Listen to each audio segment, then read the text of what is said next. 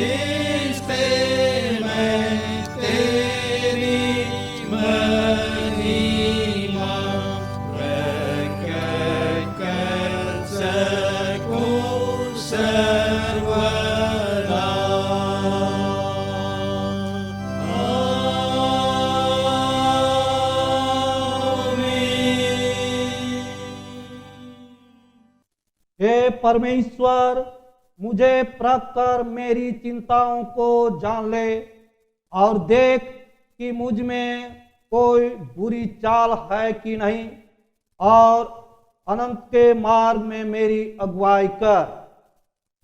प्रभु यीशु ख्रिस्त का अनुग्रह, परमेश्वर का प्रेम और पवित्र आत्मा की सहभागिता आप सबके साथ रहे और आपके साथ भी रहे।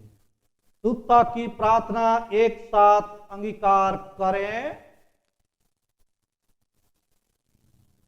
हे सर्वशक्तिमान परमेश्वर, तेरे सम्मुख सबके हृदय खुले हैं। तू सबका विलासों को जानता है और तुझसे कोई भी भेद छिपा नहीं है।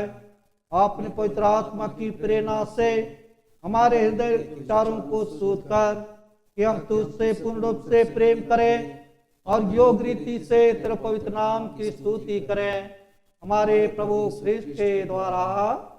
आमीन। स्वर्ग में परमेश्वर की महिमा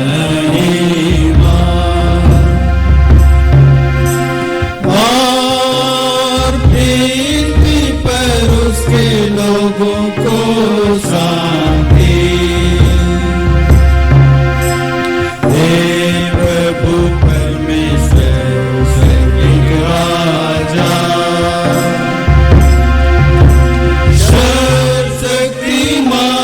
पिता परमेश्वर, हम तेरी आराधना करते, तुझको धन्यवाद देते और तेरी महिमा के कारण तेरी स्तुति करते हैं।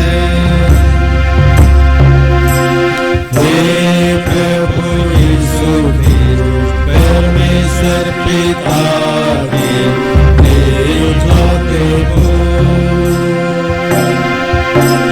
हे प्रभु परमेश्वर, हे परमेश्वर के मेरे तू जगत का पाप उठाने जाता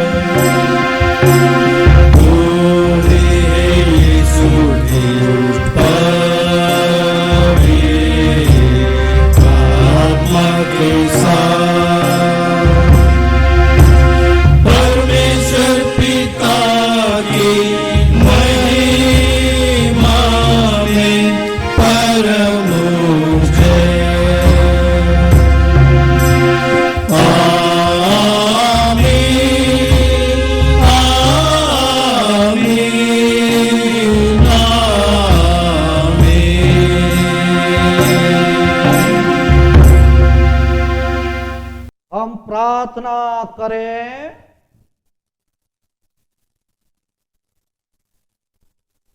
हम आज के कलेक्ट प्रार्थना को हम चढ़ाएंगे। आज पवित्र आत्मा के अवतरण पर्व के पश्चात 11वां प्रभुवार है, इसके निमित्त प्रार्थना करें। हे सर्वशक्तिमान परमेश्वर, तू हर एक के मन के विचारों और मुंह के शब्दों का ज्ञाता और न्यायी है। यह वर दे कि तेरा आत्मा हमारे मन, मस्तिष्क और हृदय को ऐसा बदल दे कि हमारे मुंह से निकलने वाले प्रत्येक शब्द तेरे प्रेम की प्रेरणा से निकले और उसके सुनने वालों को तू अपना अनुग्रह प्रदान कर। हमारे प्रभु यीशु ख्रिस्त के द्वारा, जो तेरे और पवित्र आत्मा के साथ एक परमेश्वर अब और सदा जीता और राज्य करता है। आमीन।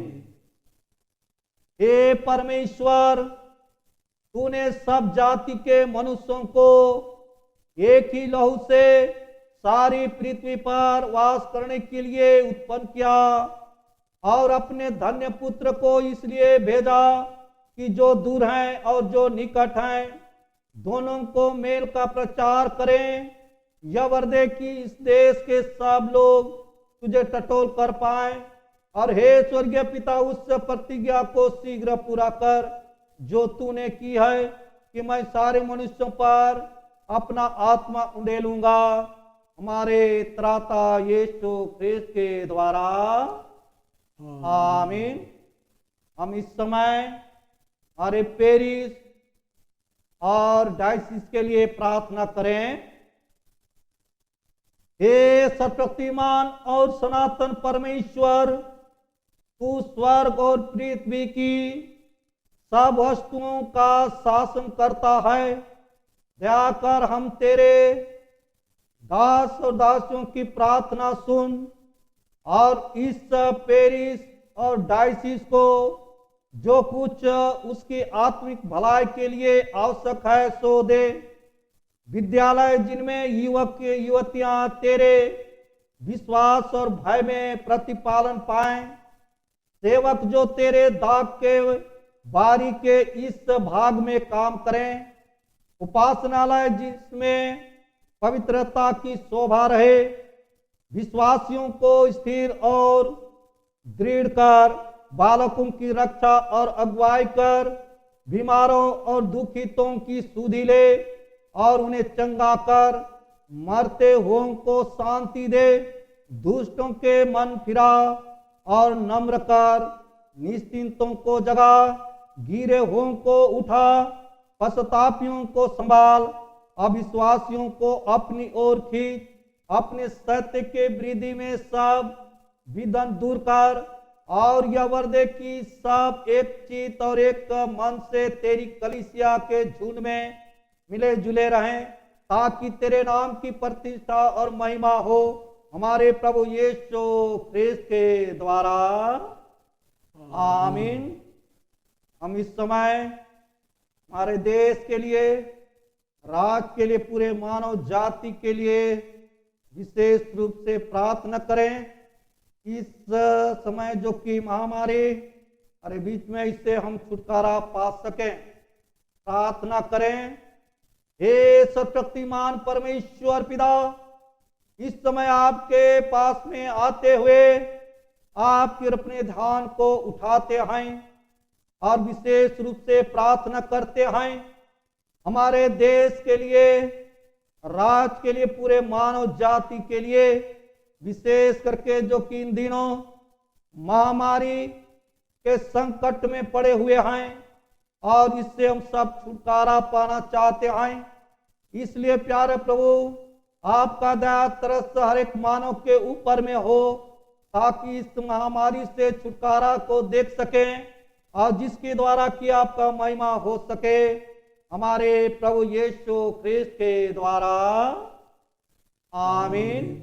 हे सर्वशक्तिमान परमेश्वर पिता, हम इस समय जो कि दुख में, तकलीफ में हैं, बीमारी में है, चिंता में, समस्या में हैं, घर में, अस्पताल में हैं, हर एक रोगियों के ऊपर में आपका दया तरस हो, ताकि आपके दया के द्वारा हर एक रोग दुख से छुटकारा, चंगाई को प्राप्त करें और जिसके द्वारा कि आपका महिमा हो सके हमारे प्रभु यीशु ख्रिस्त के द्वारा। आमीन। हे परमेश्वर, समस्त मनुष्य जाति के सृष्टिकर्ता और पालनहार, हम नम्रता पूर्वक सब प्रकार और दशा के मनुष्यों के लिए विनती करते हैं कि तू कृपा कर अपने मार्ग उन्हें बता और अपना त्राण सब जातियों पर प्रकट कर। विशेष कर हम कैथोलिक कलीसिया की भलाई के लिए प्रार्थना करते हैं कि तेरे दयामय आत्मा से उसकी ऐसी प्रेरणा और अगुवाई हो कि जितने अपने को क्रिश्चियन कहते और बताते हैं वे सत्य के मार्ग पर पहुंचाए जाएं और विश्वास को आत्मा की एकता और मेल के बंधन और चाल चलन की धार्मिकता से धरे रहें। निदान जितने तन मन अथवा धन के किसी क्लेश व दुख में पड़े हैं, उन्हें हम तेरी पितृ तुल्यता को सौंपते हैं कि तू कृपा कर जैसी उनकी आवश्यकता है वैसे उन्हें शांति और छुटकारा दे। उनके दुखों में उन्हें धीरज दे और उनके सब क्लेशों से उन्हें सुख के साथ पार कर दे। यह हम यीशु ख्रिस्त के निमित्त मांगते हैं, आमीन। इस समय हम पवित्र शास्त्र से परमेश्वर का वचन सुनेंगे। पहला पाठ आज के लिए ठहराया गया पहला पाठ वचन है यिर्मयाह 23 अध्याय 23 पद से 32 पद तक। यिर्मयाह 23 अध्याय 23 पद से 32 पद तक। यहोवा की यह वाणी है, क्या मैं ऐसा परमेश्वर हूँ जो दूर नहीं निकट ही रहता हूँ। फिर यहोवा की यह वाणी है, क्या कोई ऐसे गुप्त स्थानों में छिप सकता है कि मैं उसे ना देख सकूं? क्या स्वर्ग और पृथ्वी दोनों मुझसे परिपूर्ण नहीं हैं? मैंने इन भविष्यवक्ताओं की बातें भी सुनी है जो मेरे नाम से यह कहकर झूठी भविष्यवाणी करते हैं कि मैंने स्वप्न देखा है। स्वप्न जो भविष्यवक्ता झूठ मूठ भविष्यवाणी करते और अपने मन ही के छल के भविष्यवक्ता हैं, यह बात कब तक उनके मन में समाई रहेगी। जैसे मेरी प्रजा के लोगों के पुरखा मेरा नाम भूलकर बाल का नाम लेने लगे थे, वैसे ही अब ये भविष्यवक्ता उन्हें अपने अपने स्वप्न बता कर मेरा नाम भुलाना चाहते हैं। यदि किसी भविष्यवक्ता ने स्वप्न देखा हो तो वह उसे बताए, परंतु जिस किसी ने मेरा वचन सुना हो तो वह मेरा वचन सच्चाई से सुनाए। यहोवा की यह वाणी है, कहाँ मूसा और कहाँ गेहूँ। यहोवा की यह भी वाणी है कि क्या मेरा वचन आग सा नहीं, फिर क्या वह ऐसा हथौड़ा नहीं जो पत्थर को फोड़ डाले। यहोवा की यह वाणी है, देखो जो भविष्यवक्ता मेरे वचन औरों से चुरा चुरा कर बोलते हैं, मैं उनके विरुद्ध हूँ। फिर यहोवा की यह भी वाणी है कि जो भविष्यवक्ता उसकी यह वाणी है ऐसी झूठी वाणी कहकर अपनी अपनी जीभ डुलाते हैं, मैं उनके भी विरुद्ध हूँ। यहोवा की यह भी वाणी है कि जो बिना मेरे भेजे व बिना मेरी आज्ञा पाए स्वप्न देखने का झूठा दावा करे, भविष्यवाणी करते हैं और उसका वर्णन करके मेरी प्रजा को झूठे घमंड में आकर भरमाते हैं, उनके भी मैं विरुद्ध हूँ और उनसे मेरी प्रजा के लोगों का कुछ लाभ ना होगा। यहाँ तक यह परमेश्वर का जीवित वचन है। परमेश्वर का धन्यवाद हो। मंडली इस समय खड़ी हो जाएगी। इस समय हम भजन संहिता सुनेंगे। हम सब भजन संहिता के लिए खड़े हो जाएंगे और प्रतिवाद करते हुए पढ़ेंगे। भजन संहिता 141 का 1 से 5। भजन संहिता 141 का 1 से 5। हे यहोवा, मैंने तुझे पुकारा है, मेरे लिए फुर्ती कर। जब मैं तुझको पुकारूं तब मेरी ओर कान लगा। मेरी प्रार्थना तेरे सामने सुगंध हो और मेरा हाथ फैलाना संध्या काल का अन्न बलि ठहरे। हे यहोवा, मेरे मुख पर पहरा बैठा, मेरे होठों के द्वार की रखवाली कर। मेरा मन किसी बुरी बात की ओर फिरने ना दे। मैं अनर्थकारी पुरुषों के संग दुष्ट कामों में ना लगूं और मैं उनके स्वादिष्ट भोजन वस्तुओं में से कुछ ना खाऊं। अंतिम पद हम एक साथ पढ़ेंगे। धर्मी मुझको मरे तो यह कृपा मानी जाएगी और वह मुझे ताड़ना दे तो यह मेरे सिर पर का तेल ठहरेगा। मेरा सिर उससे इनकार ना करेगा। लोगों के बुरे काम करने पर भी मैं प्रार्थना में लौलीन रहूँगा। पिता की, पुत्र की और पवित्र आत्मा की महिमा हो, जैसे आदि में थी और अब है और और सर्वदा सदा युगांत युग रहेगी। आमीन। मंडली बैठ जाए। इस समय हम दूसरा पाठ वचन सुनेंगे। अभी के लिए ठहराया गया दूसरा पाठ वचन है याकूब की पत्री उसका 3 अध्याय 1 से 12 पद तक। याकूब 3 अध्याय 1 से 12। हे मेरे भाइयों, तुम में से बहुत उपदेशक ना बने, क्योंकि जानते हो कि हम उपदेशक और भी दोषी ठहरेंगे, इसलिए कि हम सब बहुत बार चूक जाते हैं। जो कोई वचन में नहीं चूकता वही तो सिद्ध मनुष्य है और सारी देह पर भी लगाम लगा सकता है। जब हम अपने वश में करने के लिए घोड़ों के मुंह में लगाम लगाते हैं तो हम उनकी सारी देह को भी घुमा सकते हैं। देखो, जहाज भी यद्यपि ऐसे बड़े होते हैं और प्रचंड वायु से चलाए जाते हैं तो भी एक छोटी सी पतवार के द्वारा माझी की इच्छा के अनुसार घुमाए जाते हैं। वैसे ही जीभ भी एक छोटा सा अंग है और वह बड़ी बड़ी डींगे मारती है। देखो, थोड़ी सी आग से कितने बड़े वन में आग लग जाती है। जीभ भी एक आग है। जीभ हमारे अंगों में अधर्म का एक लोक है और सारी देह पर कलंक लगाती है और जीवन गति में आग लगा देती है और नरक कुंड की आग से जलती रहती है। क्योंकि हर प्रकार के वन, पशु, पक्षी और रेंगने वाले जंतु और जलचर तो मनुष्य जाति के वंश में हो सकते हैं और हो भी गए हैं, पर जीव को मनुष्यों में से कोई वंश में नहीं कर सकता। वह एक ऐसी बला है जो कभी रुकती ही नहीं। वह प्राणनाशक विष से भरी हुई है। इसी से हम प्रभु और पिता की स्तुति करते हैं और इसी से मनुष्यों को जो परमेश्वर के स्वरूप में उत्पन्न हुए हैं साप देते हैं। एक ही मनुष्य से धन्यवाद और साप दोनों निकलते हैं। हे मेरे भाइयों, ऐसा नहीं होना चाहिए।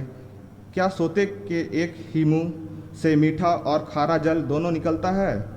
हे मेरे भाइयों, क्या अंजीर के पेड़ में जैतून या दाख की लता में अंजीर लग सकते हैं? वैसे ही खारे सोते से मीठा पानी नहीं निकल सकता। यहाँ तक यह परमेश्वर का जीवित वचन है। परमेश्वर का धन्यवाद हो।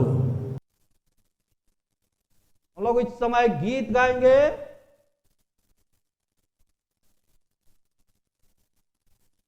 गीत नंबर 176। गीत नंबर 176, 176।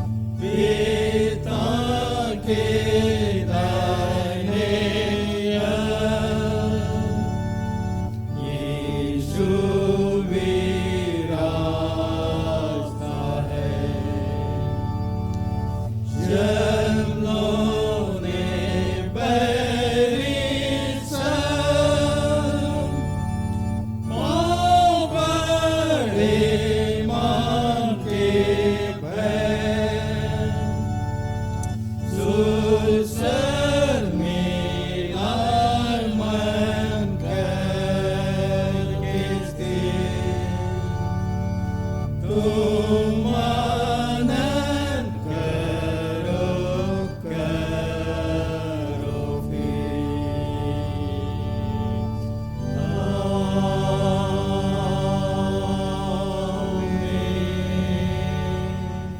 सुसमाचार, पवित्र मत्ती रचित सुसमाचार और उसके 12वें अध्याय में लिखा है और उसके 31वें पद से सुसमाचार आरंभ होती है। हे प्रभु यीशु ख्रीस्त तेरी महिमा हो। मत्ती रचित सुसमाचार और उसका 12वां अध्याय और उसके 31 पद से 37 पद तक। मत्ती 12:31 से आगे। इसलिए मैं तुमसे कहता हूँ कि मनुष्य का सब प्रकार का पाप और निंदा क्षमा की जाएगी, परंतु पवित्र आत्मा की निंदा क्षमा ना की जाएगी। जो कोई मनुष्य के पुत्र के विरोध में कोई बात कहेगा, उसका यह अपराध क्षमा किया जाएगा, परंतु जो कोई पवित्र आत्मा के विरोध में कुछ कहेगा, उसका अपराध ना तो इस लोक में और ना परलोक में क्षमा किया जाएगा। यदि पेड़ को अच्छा कहो तो उसके फल को भी अच्छा कहो, या पेड़ को निकम्मा कहो तो उसके फल को भी निकम्मा कहो, क्योंकि पेड़ अपने फल ही से पहचाना जाता है। हे सांप के बच्चों, तुम बुरे होकर कैसे अच्छी बातें कह सकते हो? क्योंकि जो मन में भरा है वही मुंह पर आता है। भला मनुष्य मन के भले भंडार से भली बातें निकालता है, और बुरा मनुष्य बुरे भंडार से बुरी बातें निकालता है। और मैं तुमसे कहता हूँ कि जो जो निकम्मी बातें मनुष्य कहेंगे, न्याय के दिन वे हर एक उस बात का लेखा देंगे, क्योंकि तू अपनी बातों के कारण निर्दोष और अपनी बातों ही के कारण दोषी ठहराया जाएगा। यह प्रभु यीशु ख्रीस्त का सुसमाचार है। हे प्रभु यीशु ख्रीस्त तेरी स्तुति हो। प्रार्थना करें। सर्वशक्तिमान परमेश्वर पिता, धन्यवाद देते हैं आपने अपनी जीवित प्रकाशन के द्वारा अपनी सहभागिता हम प्रत्येक को दी है। जब हम एक दूसरे के साथ वचन को बांटते हैं, बोलकर, सुनकर, समझकर, हर एक आपके पीछे चलने वाले हो सकें, ताकि हमारी हर एक अशुद्धता शुद्धता में तब्दील हो जाए और प्रत्येक आपकी सामर्थ्य में और आपकी आशीष में बढ़ते चले जाएं। हमारे प्रभु यीशु ख्रीस्त के नाम से आमीन।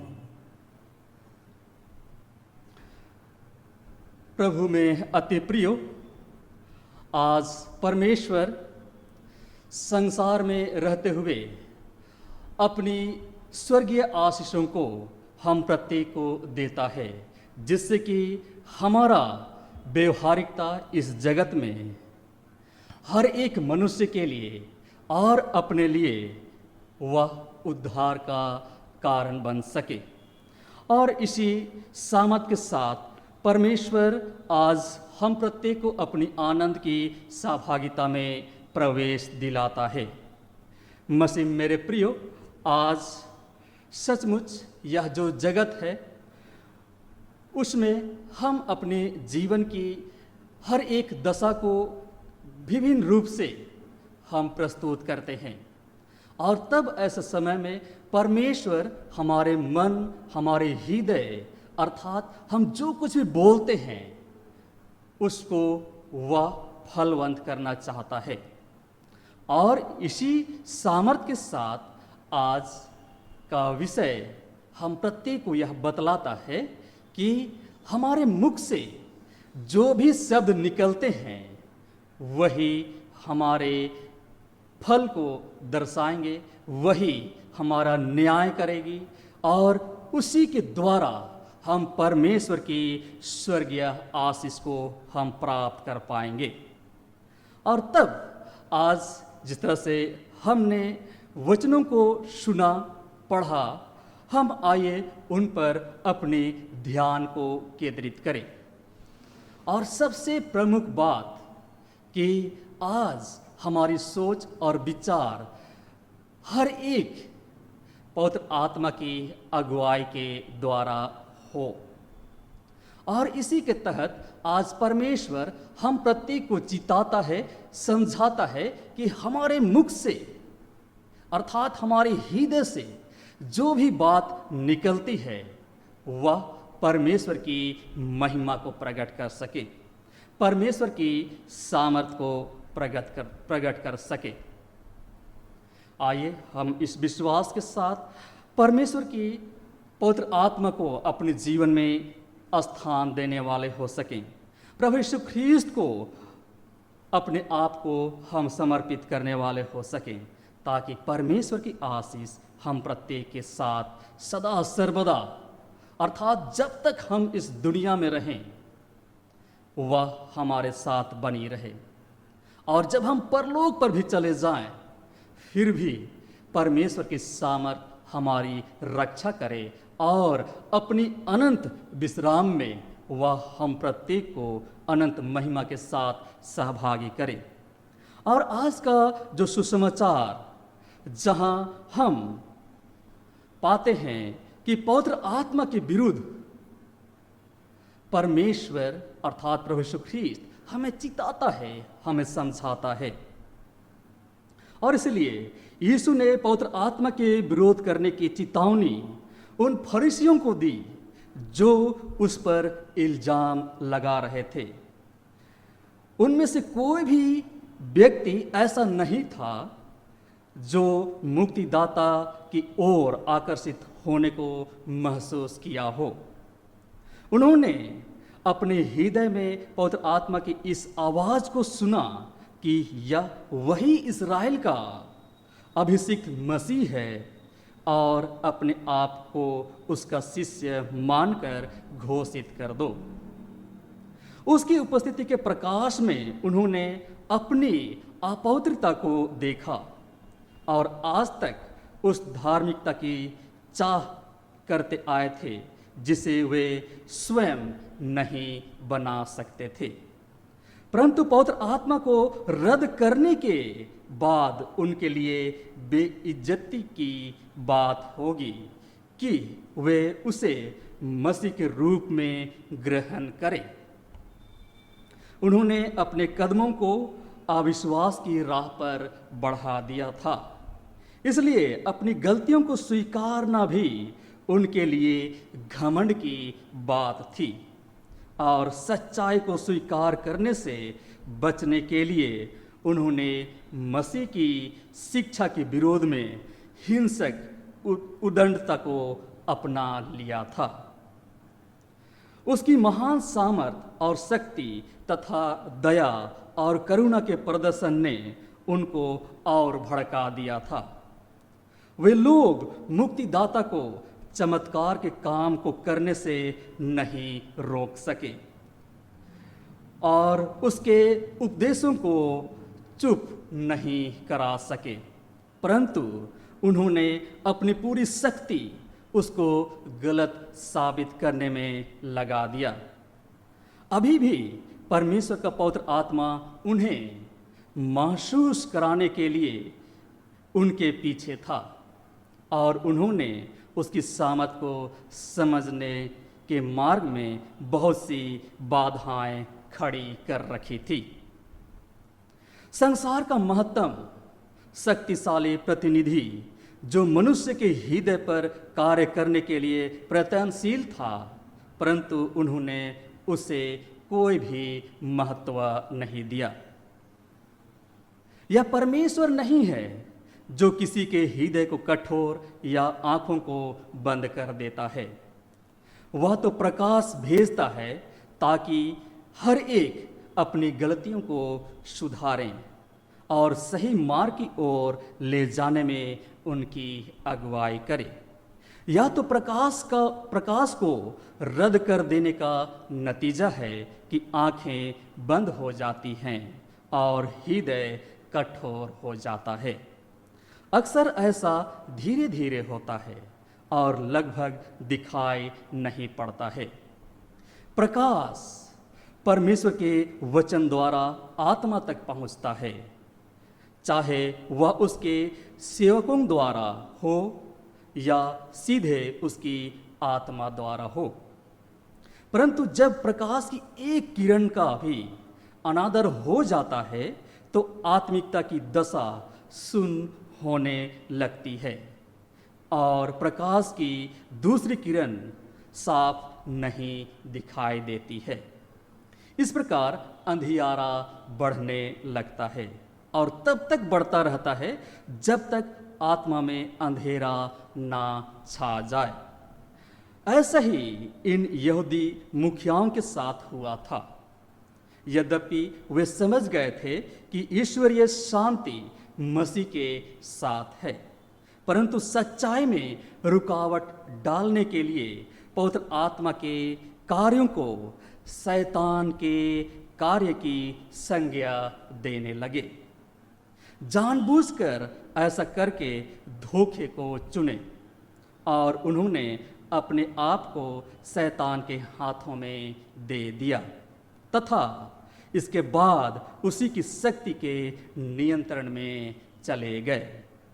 मसीह में अति प्रिय, पवित्र आत्मा के विरुद्ध पाप करने की मसीह द्वारा चेतावनी बुरी और निकम्मी बातों के बोलने के विरुद्ध भी संबंधित है, क्योंकि जो कुछ हृदय में है वही मुंह से निकलता है।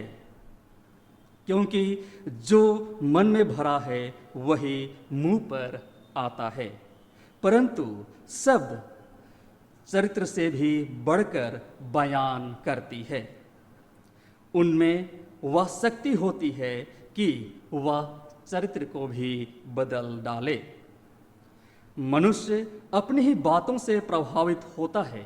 कभी कभी थोड़े से क्षणों के लिए शैतान द्वारा उभारे जाने से वे डाह को जन्म देते हैं या बुराई का संदेह उत्पन्न कर देते हैं तथा वे बातें कहने लगते हैं जिनका विश्वास नहीं करते। परंतु जो बातें बाहर आ जाती है वे भीतर के विचारों को प्रकट करती है।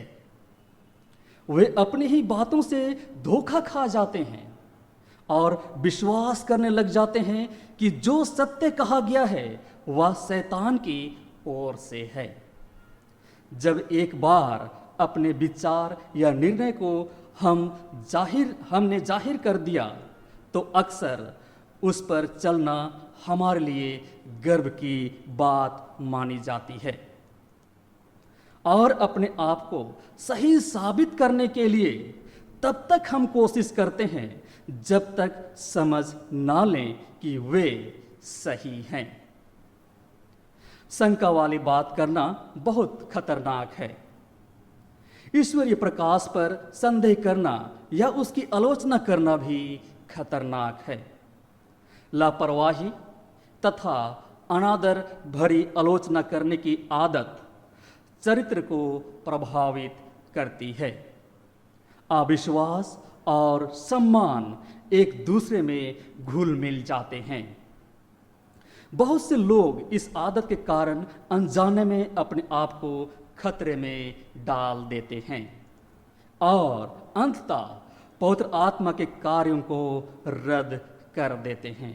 यीशु ने कहा, जो जो निकम्मी बातें मनुष्य कहेंगे न्याय के दिन हर एक बात का लेखा देंगे, क्योंकि तू अपनी बातों के कारण निर्दोष और अपनी ही बातों के कारण दोषी ठहराया जाएगा।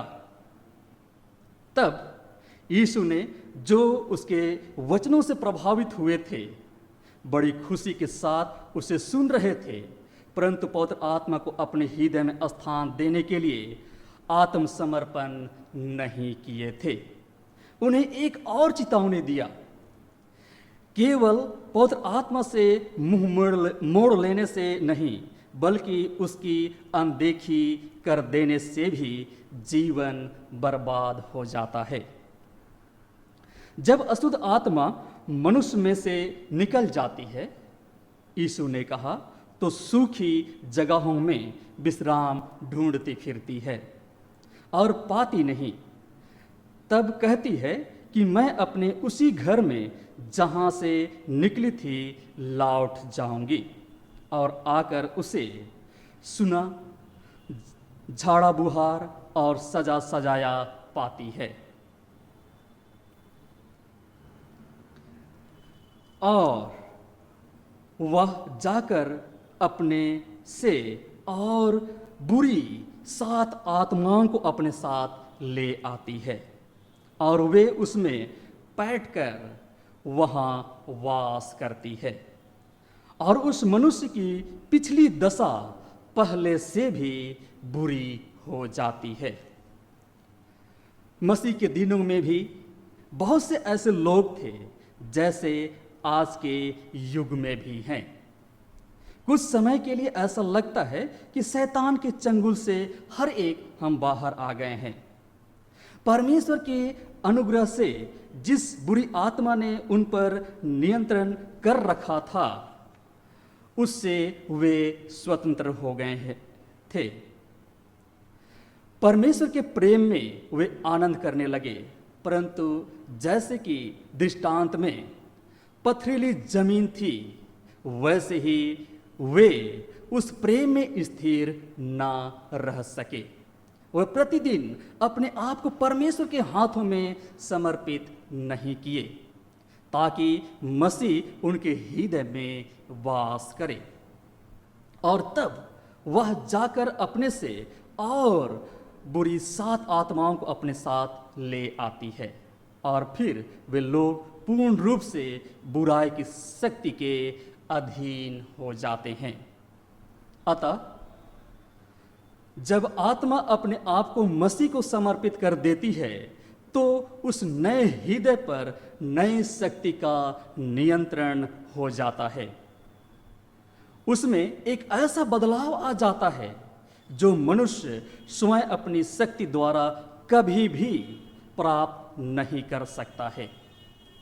यह एक ऐसा अलौकिक कार्य है, मनुष्य के प्राकृतिक चरित्र में अद्भुत तत्व आ मिलते हैं, और जिस आत्मा में मसीह का वास हो जाता है, वह उसके लिए एक किला बन जाता है, तथा इस विद्रोही जगत में वह उस पर अपना आधिपत्य जताते हुए किसी भी बाहरी शक्ति को उस पर अधिकार करने नहीं देता। इस प्रकार से जिस आत्मा पर स्वर्गीय शक्तियों का नियंत्रण हो जाता है, उन पर शैतान की किसी भी दशा में विजय प्राप्ति नहीं हो सकती। परंतु जब तक हम अपने आप को मसीह के हाथों में नहीं सौंप देंगे, हमारे ऊपर दुष्ट का नियंत्रण रहेगा। ये 2 महान शक्तियां जो आज इस संसार पर अपना आधिपत्य जताने के लिए कार्यरत हैं, उनमें से किसी एक के पक्ष में हम अपने आप को जाते हुए देखते हैं। इस अंधकार भरे साम्राज्य के अधीन में आने के लिए हमें कोई चुनाव नहीं करना पड़ता है, केवल हमें प्रकाशमान साम्राज्य से लापरवाह हो जाना होता है।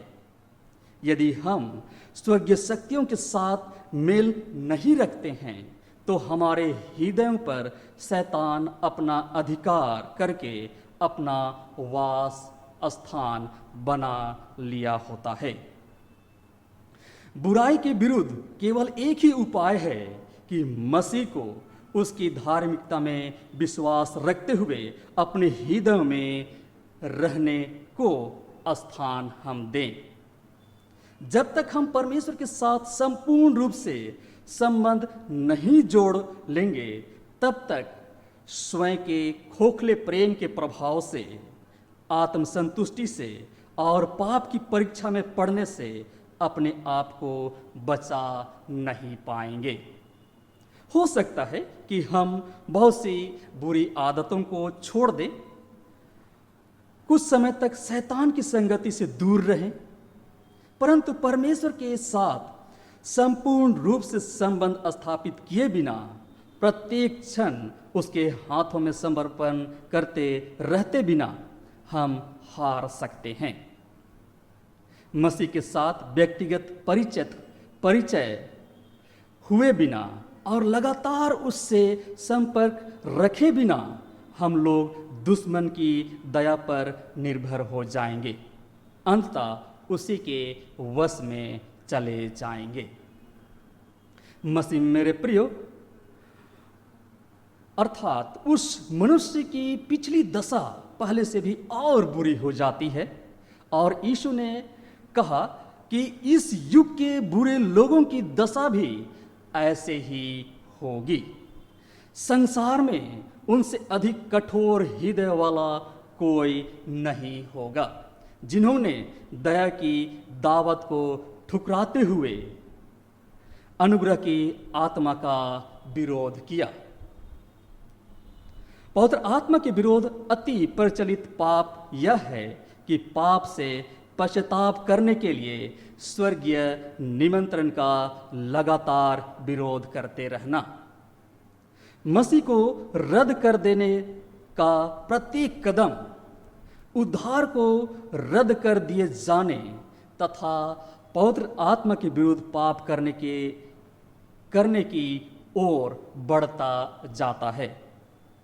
मसीह को ठुकराकर यहूदी लोगों ने कभी भी क्षमा ना होने वाला पाप किया था, और अनुग्रह के निमंत्रण को ठुकराकर शायद हम भी वही गलती करने जा रहे हैं।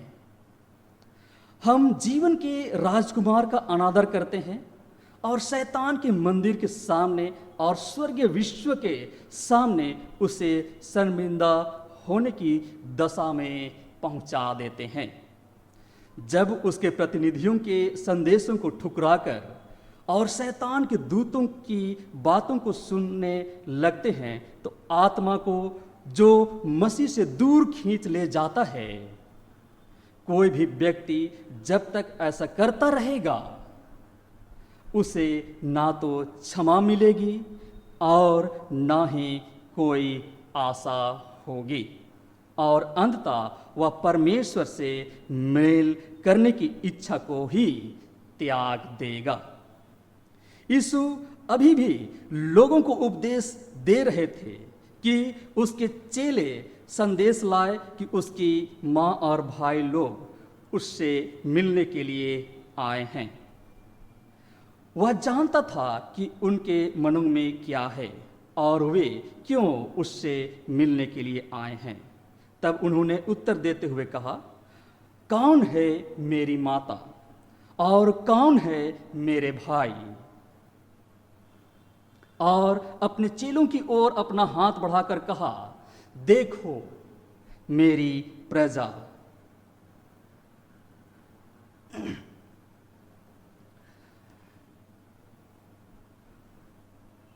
देखो मेरी माता और मेरे भाई ये हैं, क्योंकि जो कोई मेरे स्वर्गीय पिता की इच्छा पर चले वही मेरा भाई और मेरी बहन और मेरी माता है। जितने भी लोग मसीह को विश्वास द्वारा ग्रहण कर लेंगे वे सब लोग उसके साथ एक ऐसे बंधन में बंध जाएंगे जो सांसारिक परिवारवाद से बढ़कर है। वे उसके साथ वैसे ही एक हो जाएंगे जैसे वह स्वर्गीय पिता के साथ एक है। उसका विश्वासी और उसके वचनों पर चलते हुए अत्यंत ही सुरक्षित करीबी होते हुए भी प्राकृतिक रूप से उसकी माँ का उसके साथ खून का संबंध था। उसके भाई लोग उससे संबंध बनाकर तब तक कोई लाभ हासिल नहीं कर सकते थे जब तक कि वे उसे अपना व्यक्तिगत उद्धारकर्ता स्वीकार ना कर लें।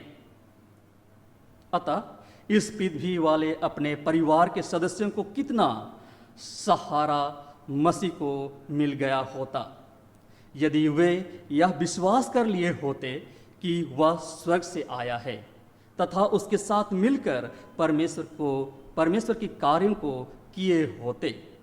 उनका अविश्वास यीशु के इस धरती वाले जीवन पर एक काला छाया था। यह उस कड़वाहट भरे अफसोस के प्याले का एक भाग था जिसे उसने हम सब के लिए खाली कर दिया। सुसमाचार के विरुद्ध लोगों के हृदय में जो शत्रुता उभर रही थी, परमेश्वर के पुत्र ने बड़ी गंभीरता से इसे अनुभव किया और उसको सबसे अधिक कष्टदायक तो उसके स्वयं के घर से था। उसका स्वयं का हृदय तो पूर्ण रूप से प्यार और दया से भरा था और पारिवारिक कोमल संबंधों को उसने बहुत ही महत्व दिया था। उसके भाइयों ने चाहा कि वह उनके विचारों के साथ चले, जबकि ऐसा करना उसके लिए उस ईश्वरीय उद्देश्य के बिल्कुल ही विपरीत था जिसके लिए वह इस धरती पर आया था। उन्होंने उसको उस रूप में देखा कि उसे उनकी सलाह की जरूरत है। वे उसका निर्णय एक इंसानी विचारधारा से करते थे। वे सोचते थे कि यदि वह वैसे ही बातें बोले जो फरीसियों और शास्त्रियों को स्वीकार योग्य हो, तो जो उसकी बातों से कलह और वाद विवाद उठता है वह सब समाप्त हो जाएगा। उन्होंने सोचा कि यह एक साधारण मनुष्य के साथ साथ अपने आप को ईश्वरीय अधिकारी होने का दावा करता है तथा रबियों के सामने उनके पापों के लिए उन्हें फटकारने वाला साबित करता है। वे जानते थे कि फरीसी लोग उस पर इल्जाम लगाने के लिए अवसर ढूंढ रहे हैं और उन्होंने महसूस किया कि उसने उन्हें बहुत से ऐसे अवसर भी दिए हैं। अपनी संकुचित विचारधारा के कारण हर एक लोग उसके उस मिशन अर्थात उस उद्देश्य को भाली भांति नहीं समझ सके जिसे पूरा करने के लिए वह आया था। इसलिए उसकी परीक्षाओं और पूछताछ में उनकी कोई सहानुभूति नहीं थी। उनका रूखापन और उसके प्रति अशिष्ट बातें यह बताती थी कि वे उसके चरित्र की सच्ची पहचान नहीं कर सके हैं। अतः मसीह में मेरे प्रियो, आज हम क्या उसकी सच्ची संतान होकर के और उसके सच्चे शिष्य होकर के हमने उसे जान पाया है या नहीं जान पाया है? यह आज हमें स्वीकार करने की आवश्यकता है। और इस तरह से जब हम उसे स्वीकार करते हैं तो अवश्य ही परमेश्वर हमारे हृदय की हर एक बातों को हमारे जीवन से लोगों तक वह पहुंचाएगा। हमारे हर एक शब्दों के द्वारा हर एक मनुष्य का उद्धार करेगा। तो आइए आज हम प्रत्येक भी प्रभु यीशु ख्रीस्त को जाने, पहचाने, पवित्र आत्मा को प्राप्त करें और परमेश्वर की समझ में हर एक अंधकार की शक्तियों पर जीत प्राप्त कर सकें, ताकि हम जो कुछ बोलते हैं वह हमारे चरित्र को और भी फलदायी कर सके। और इसी आशा और विश्वास के साथ परमेश्वर ने अर्थात प्रभु यीशु ख्रीस्त ने कहा कि अच्छे पेड़ के द्वारा अच्छा फल ही आएगा और वह पेड़ फल के द्वारा ही जाना जाएगा।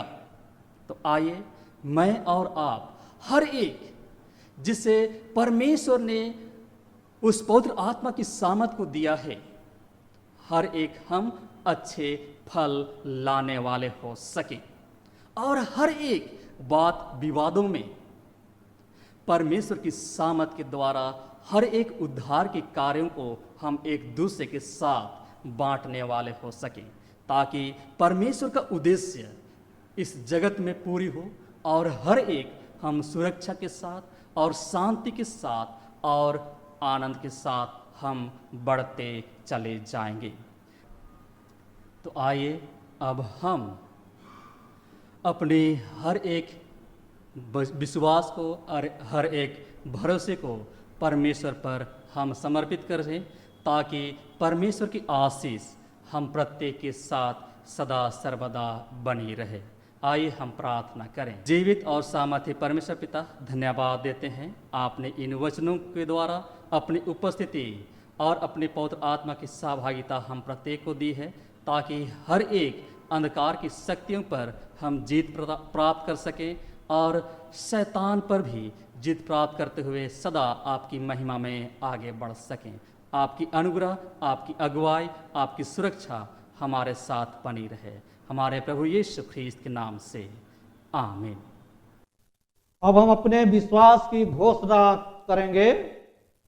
निक्या का विश्वास वचन। हम एक परमेश्वर सर्वशक्तिमान पिता पर विश्वास करते हैं। वह स्वर्ग और पृथ्वी का और समस्त दृश्य एवं अदृश्य वस्तुओं का करता है। हम एक प्रभु यीशु ख्रीस्त पर विश्वास करते हैं। वह परमेश्वर का एकलौता पुत्र, सर्वगुण से पहले पिता से उत्पन्न, परमेश्वर से परमेश्वर, ज्योति से ज्योति, सत्य परमेश्वर सत्य परमेश्वर, त्रित नहीं वरन उत्पन्न है।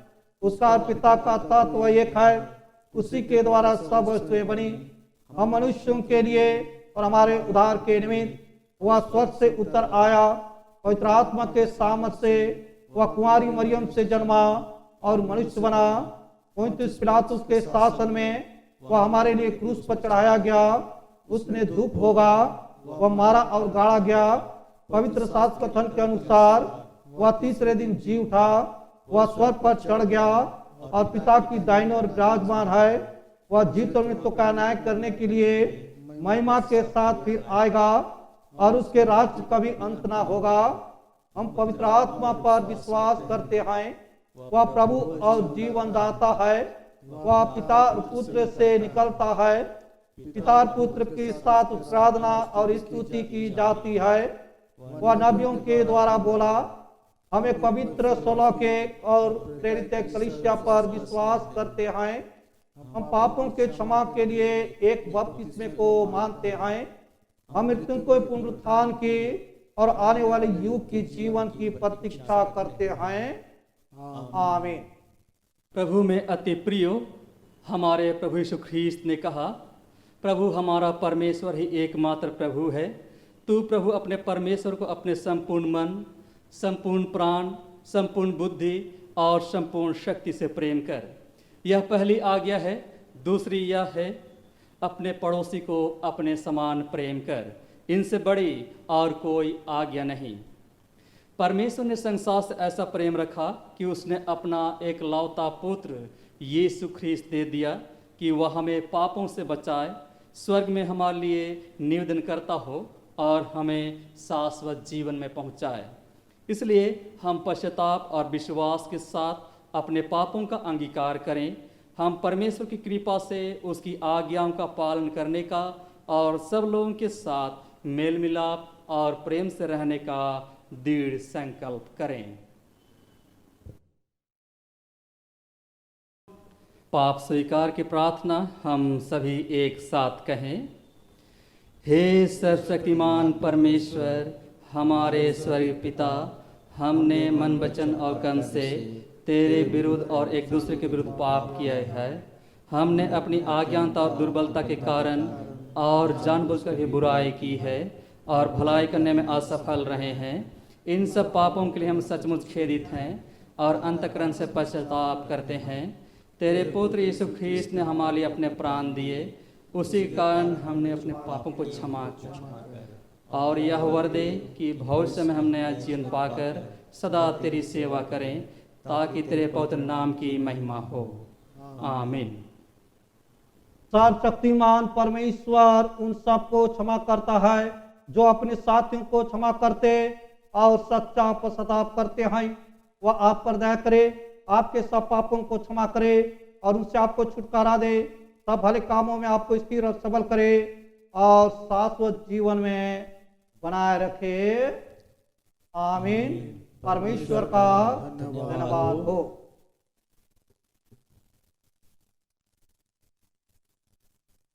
हम सब परमेश्वर के भय और श्रद्धा के साथ में अपने अपने चढ़ावे को चढ़ाते हुए गीत गाएंगे। गीत नंबर 198, गीत नंबर 198, 198।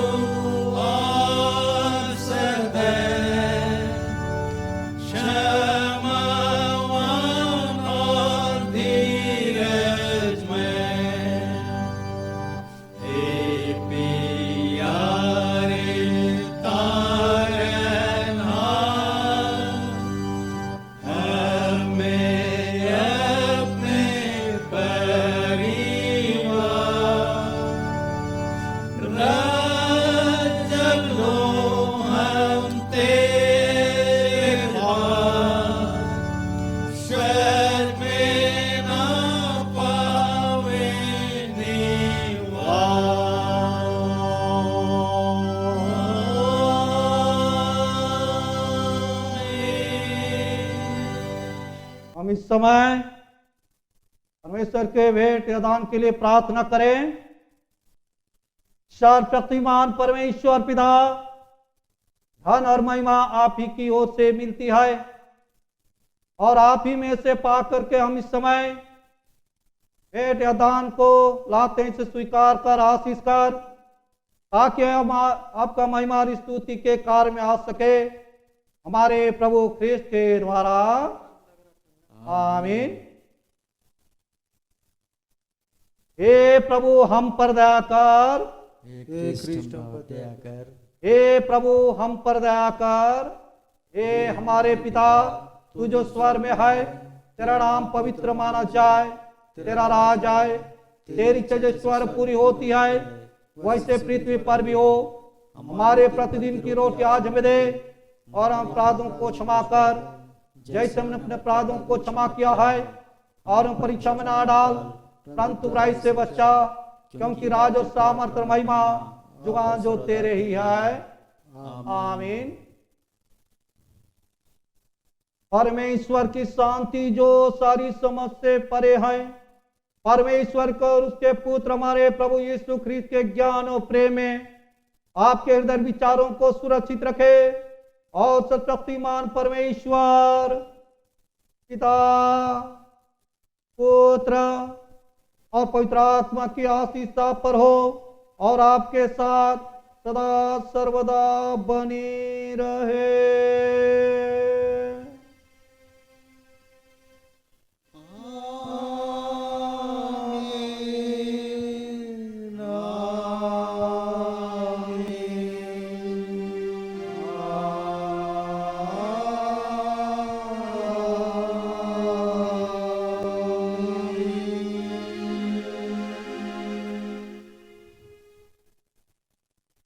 गीत गाएंगे।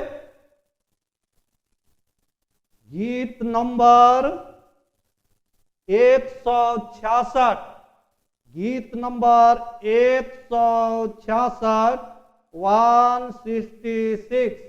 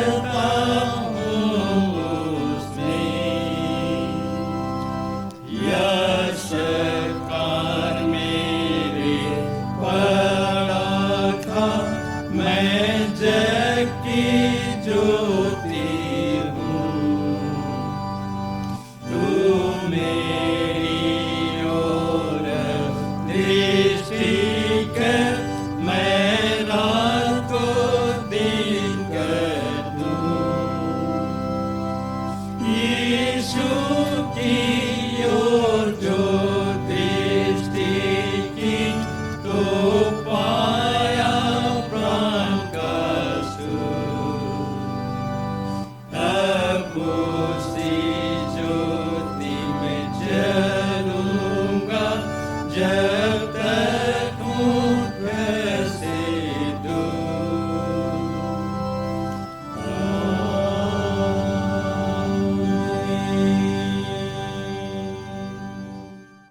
सर्वशक्तिमान परमेश्वर पिता, इस समय फिर से आपको धन्यवाद देते हैं क्योंकि आप अपने उपस्थिति अगुवाई को हमारे बीच में दिया और जिसके कारण कि आप आराधना स्तुति और धन्यवाद करने पाए हैं। सेवा आराधना में किसी भी रूप से भूल चूक हुई है, दया करके हम सबों को क्षमा कर दे और हमारे को सच्ची आराधना स्तुति करने के लिए सिखला, ताकि हम सब आत्मा सच्चाई से होकर के आपका आराधना स्तुति और धन्यवाद करने पाए।